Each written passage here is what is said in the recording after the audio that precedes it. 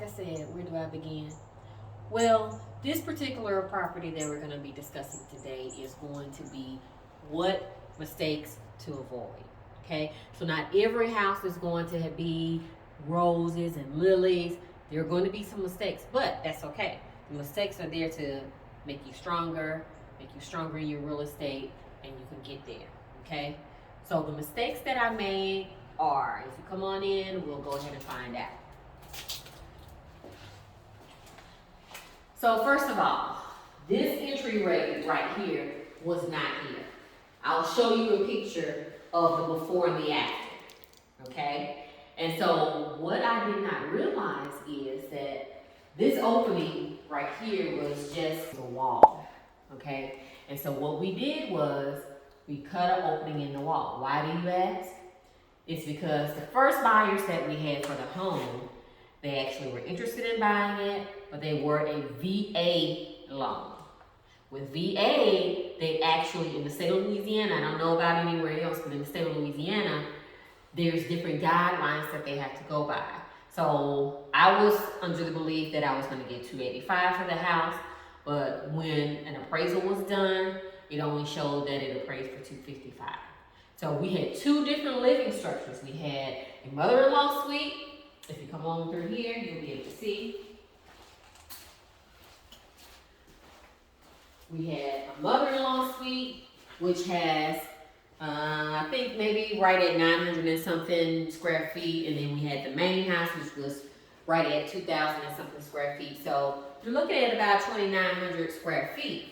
So what I was concerned with was, hey, I'm not willing to give them that much equity in the house. I put a lot of work into this house. I'm not going to let that equity go. However, I did not realize, because it was an outside structure. That's the main thing. It's an outside structure. Because it was an outside structure, it was discounted. So that means that these people were basically getting the house, and they can only list it on the realtor's website for the 2,000 and something for the main house. They could not list this as part of the square footage. They could not list the mother-in-law suite as part of the main square footage. So they were just basically getting the house. So I'm like, oh no. So no, that can't work. So what I did was I took it off the market, and actually before I even did that, still not knowing, because nobody explained to me. The appraiser, of course, didn't explain it to me because, of course, I couldn't speak with the appraiser. But no one explained it to me that that was what the issue was, and that's why it appraised for so little. So once I actually had taken it off the market, and I switched to another realtor. So that realtor explained everything to me. I'm like, okay. So come on in here. What I did was I went on and said, okay. He said, you're going to have to add in this extra. So this extra area that you see here ties into the main house.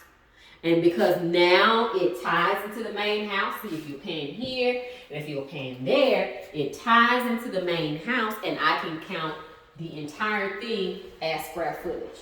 So we see we have here, and we can walk in here. So now I have a 2,900 square foot home that I can actually list as one. So regardless if it's a VA, conventional, FHA, or any other type of loan, I can still count it as total square footage instead of just the main house's square footage.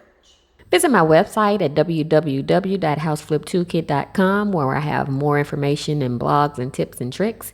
Also, if you find this information helpful, please like and subscribe for more. Thanks for watching. Talk to you soon.